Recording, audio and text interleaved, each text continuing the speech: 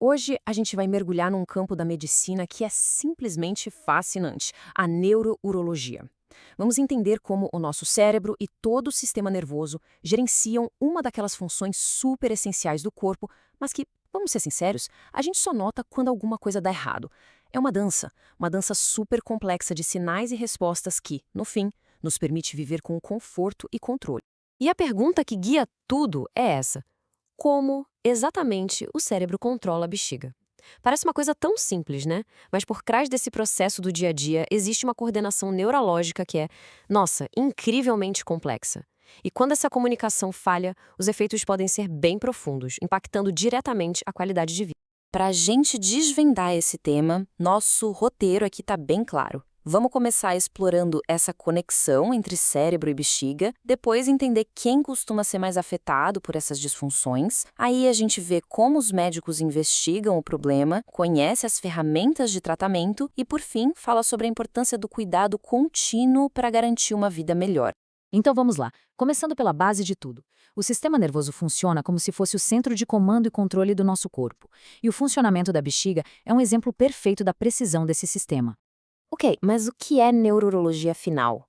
De um jeito bem simples, é a área médica que cuida dos problemas urinários que são causados por uma falha na comunicação entre o sistema nervoso e a bexiga. Ou seja, o problema não está na bexiga em si, mas sim no sistema de controle que a comanda. Pensa no sistema nervoso como se fosse a fiação elétrica de uma casa. Os nervos são os fios que conectam tudo, e o cérebro é o interruptor principal.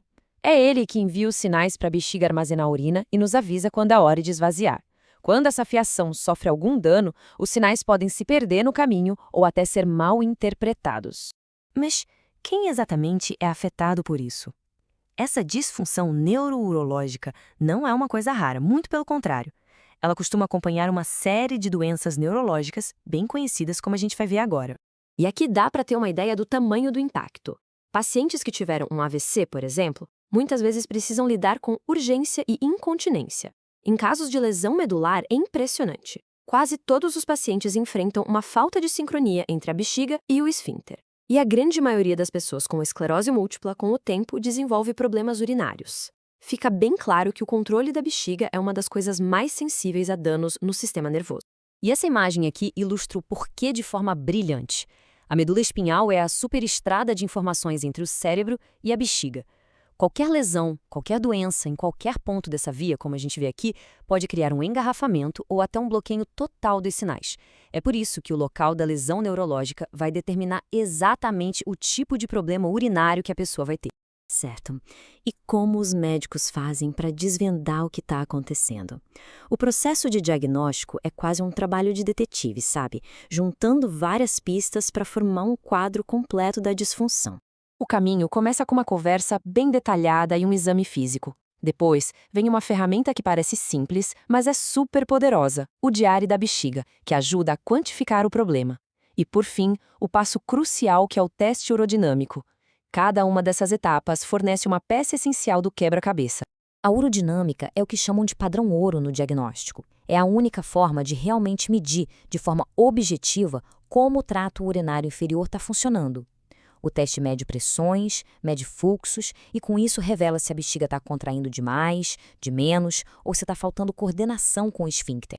Com o diagnóstico em mãos, o foco muda para o manejo. E aqui, a abordagem é como ter um kit de ferramentas bem versátil, onde o grande objetivo é encontrar a combinação certa para as necessidades de cada pessoa. Antes de escolher qualquer ferramenta, é fundamental entender os objetivos. E a prioridade número 1, acima de tudo, é proteger os rins. Pressões muito altas na bexiga podem, com o tempo, danificar os rins de forma irreversível. Depois disso, claro, os objetivos são alcançar a continência, restaurar a função e, o mais importante, melhorar a qualidade de vida.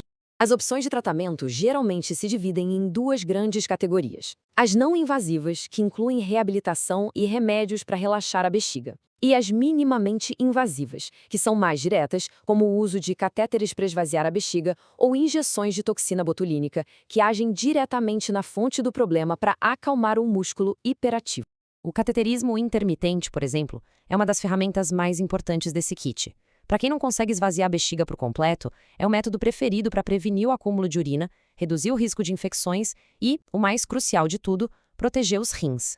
E essa citação, que vem das diretrizes da Associação Europeia de Urologia, resume perfeitamente a filosofia do tratamento. A ideia é sempre usar a abordagem menos invasiva, mas que, claro, ainda consiga atingir as metas de segurança e qualidade de vida.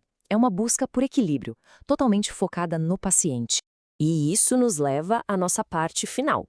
É muito importante entender que o manejo neuro-urológico não é uma solução única e pronto.